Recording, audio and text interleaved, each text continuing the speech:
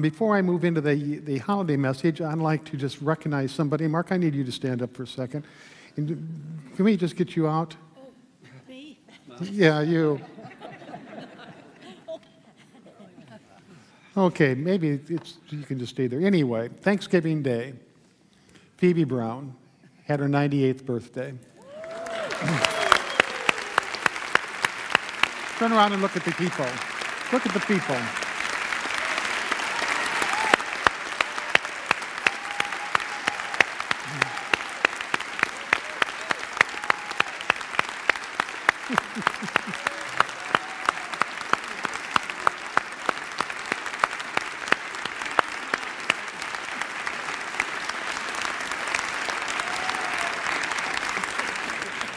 We are so blessed to have you here. One of her children brings her to church every Sunday. They kind of rotate in that service, and it's always good to see you. Here, I believe that your attendance is probably greater than mine. But I met Phoebe about 25 years ago. I went into a Unity church, and there was a Sunday school class. She was teaching it, and we became very close friends, and we're still in there together. Yeah, it's good to have you here. So this is the holiday season.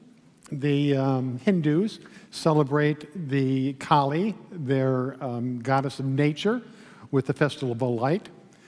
The Jews celebrate Hanukkah with what is called the Festival of Freedom and Light.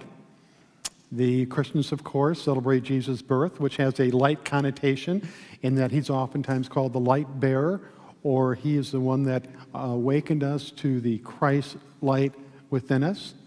It's just this incredible time that is very, very symbolic. It's a time of celebration, a time of festivities.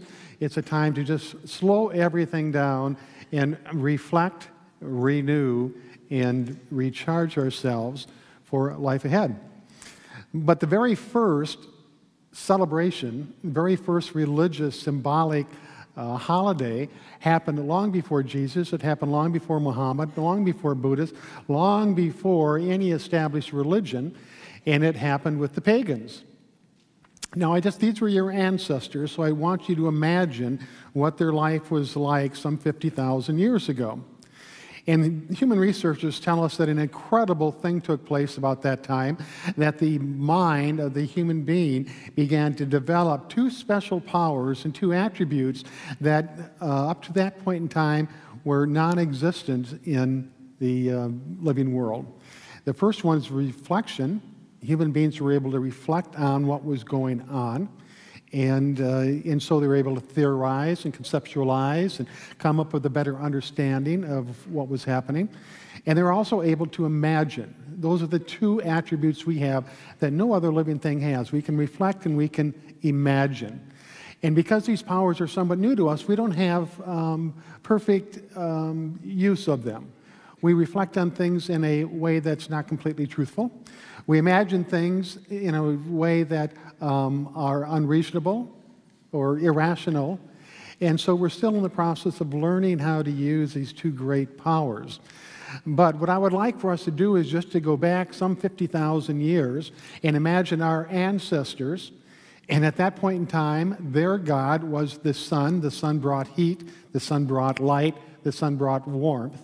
So that was their God, and now they have this newly discovered power of reflection. So in the springtime, everything is good. The flowers are coming about. The trees are coming into full bloom. But then it moves down to about this time of the year. And for the first time, just imagine this, for the first time, they become aware that the daylight hours are becoming shorter and shorter. And it appears as if the sun, their God, is getting further and further away. They begin to reflect on this. What on earth could be happening? And as time continued through November, the trees began to dry up. The leaves curled and they fell off the trees. The flowers died. All of the fields turned brown and that seemed to have died away. It became cold. They became hungry. And the sun continued to become more and more distant. So the natural thought was, our God is leaving us. What have we done to deserve this? We're going to perish. Or the other alternative was the sun has been defeated by darkness. Darkness has prevailed. So time continues to move forward and forward with no sign of hope, no sign of any point that God, the Son, might come back until about December 22nd or December 21st. And then with this newly awakened power of reflection, they're able to see that the daylight hours are staying the same. They're not getting shorter anymore. And then the next day, the daylight hours are getting a little bit longer, and it appears as if the sun is coming back. It was a revelation. They were going to be saved. They weren't going to perish. The sun wasn't abandoning them. It didn't fall into defeat by the darkness, but it was coming back to serve them. Now, at that time, what would be their natural instinct? It'd be one of joy, one of celebration, and that's exactly what they did. It later became known as Solstice Day, but it became the pagans' day of sun worship, worshiping the sun, for the sun would never, ever leave them again. Now, I tell you this morning for one reason and one reason only, because even though it's 50,000 years later, we have much more knowledge, we're much more aware of what's going on in the world, the technology and the science and everything else in our existence has just increased incredibly. Still, to this day, we have that human mind that doesn't always accurately reflect on what's going on, and we sometimes imagine things that are not going to happen but cause us a great deal of disruption. And we get caught up in different worries and fears and anxieties about what might happen, just like our ancestors did in regards to the light becoming less and less. And we worry about it. Life itself loses its color. It loses its emotion. It loses its excitement. Even those people that we live with on a day-to-day basis, they become more distant to us because we're kind of folding into something that is really bothering us. It's something that we worry a great deal about. But just as our ancestors came to the point where they realized that their reflection and their imagination was false, we can do the same thing in realizing that there's never going to come a time in our lives where we're not going to have what we need to make it through, whatever the situation. We all face big changes. We've all had problems in the past that seem insurmountable. You think of your past up to this point in time, all the challenges that you faced, all the problems that you've had, all the worries and the fears, and that you're here. You're here as victor over your world. And so the holidays is the time to stop everything and just celebrate. It's to take our worries, take our problems, take all of our anxieties, and just set them aside, and for the next 2 weeks, be at peace with our existence. Move to a point where we can just be free of anything that hampers our peace of mind and our sense of well-being. Now, the easiest way for me to do this is through meditation, and today we're going to have an extended meditation, which is called Peaceful Mind, Peaceful Heart, Peaceful Spirit, and it's all about moving to that point where we have an unconditional peace with what is going on in our lives. We have an unconditional peace about ourselves. We have an unconditional peace about our relationships with other people. Even if there's conflict, even if we have worries, even if things are not good, we can still find that point where we're at peace with all of life. So I invite you to make yourself comfortable. And this is going to be a recorded meditation. It's 16 minutes long, and there's about 4 minutes of silence in the middle that we'll just move into, and we'll prepare ourselves for the most peaceful holiday season. We'll now move into meditation.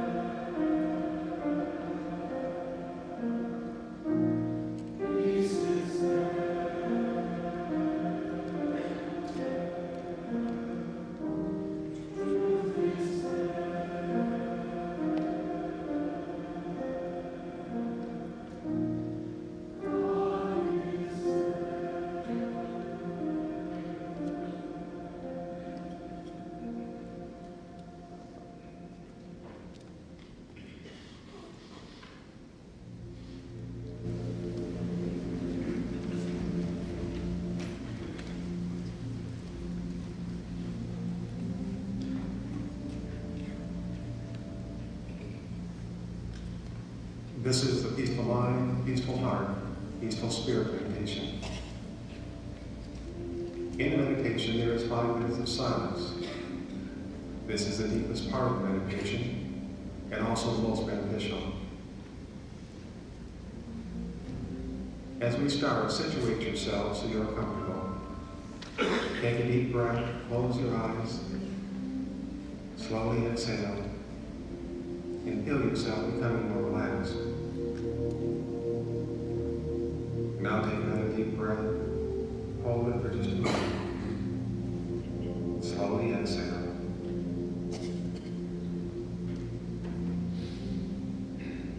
Once again, breathe in. Breathe out. Feel yourself going deeper and deeper in that special place within. That place where everything is peaceful. That place where you are totally at ease.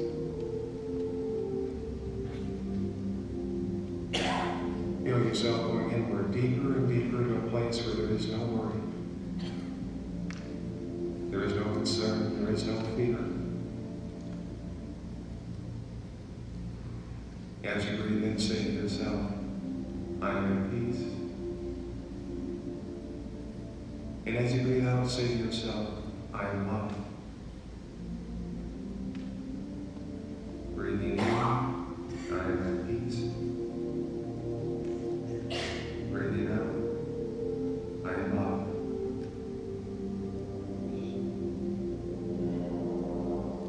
So peaceful, so relaxed, so much at ease.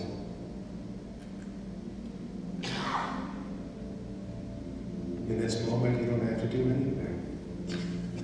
You can just be at total peace.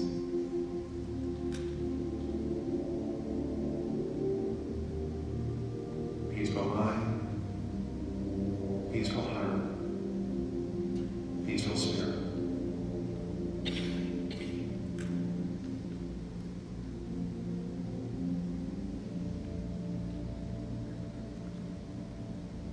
Peaceful mind, peaceful heart,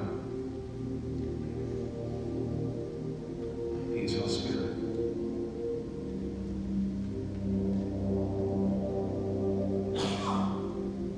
Now as I speak these words, accept them as your own.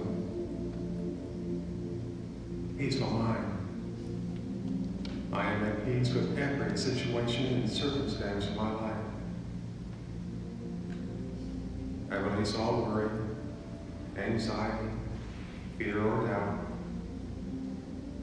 I know any problems I face will be solved.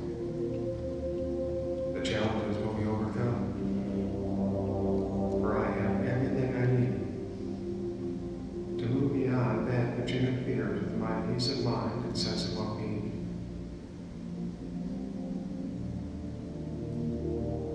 I am at peace with every situation and circumstance in my life. And I know I can remain this way.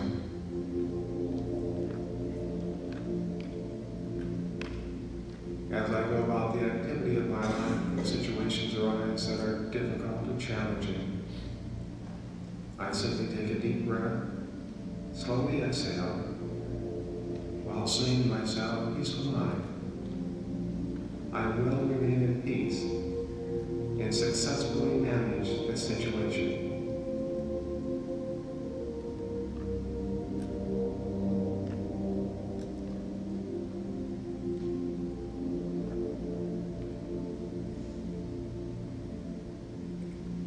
Peaceful heart. I am at peace with every person in my world. I release all anger, resentment, or disappointment that I have towards others. I know I can engage myself with difficult people, even those who are rude, obnoxious, or critical of me. And I can do that without getting upset, without getting hurt, and without striking back.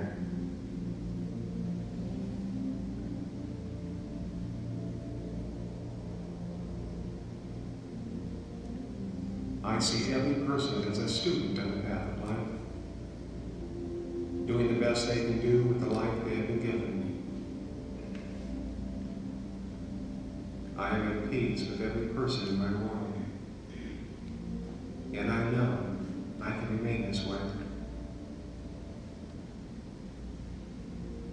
As I engage myself with other people and find myself in a situation where I'm irritated or offended by another, I simply take a deep breath, slowly exhale, while saying to myself, peaceful heart, I will remain at peace and be in harmony with all people.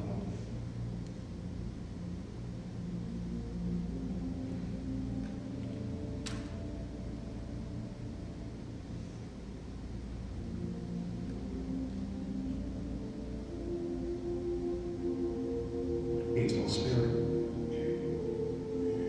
I am at peace with the person I am and the life that I live. I release all guilt, shame, or feelings of unworthiness in regards to myself, for I am a good person. I have within me an abundance of love that I can express to the world around me.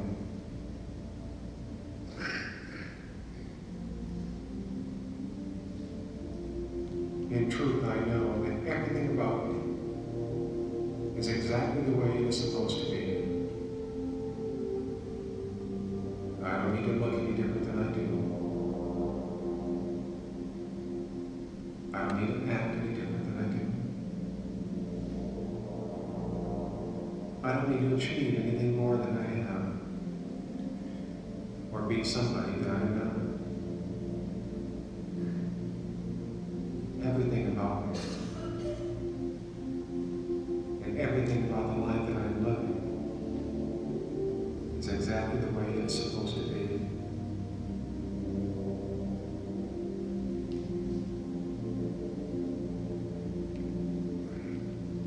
I am at peace with the person I am and the life I'm living. And I know that I can remain this way.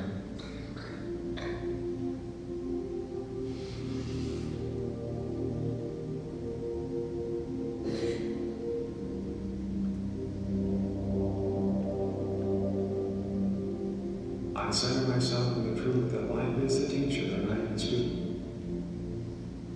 I don't have to measure up to anyone's standards.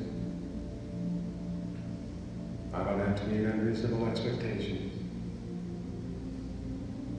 I don't have to do anything but be me.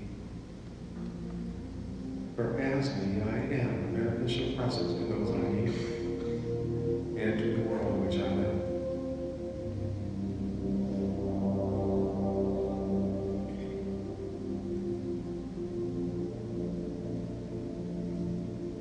In the future, if I begin to feel badly about myself or the life I'm living,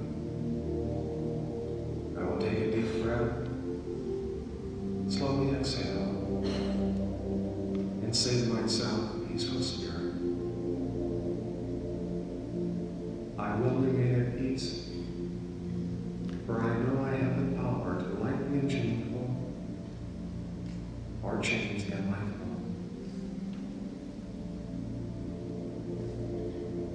Peaceful mind, peaceful heart, peaceful spirit.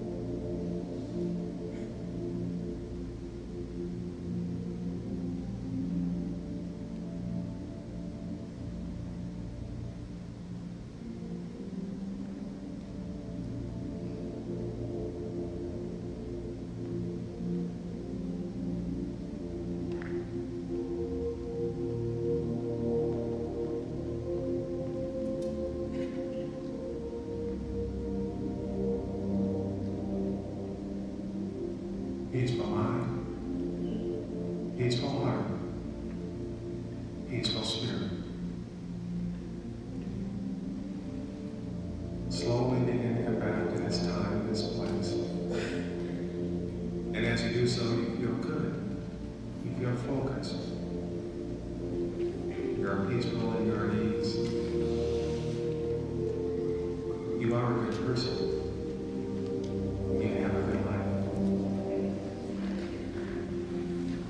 You go forward to live the life that is yours to live. And you do so with a peaceful mind, a peaceful heart, and a peaceful spirit. And so it is. Peace I give to you, my friends. Peace the world cannot give.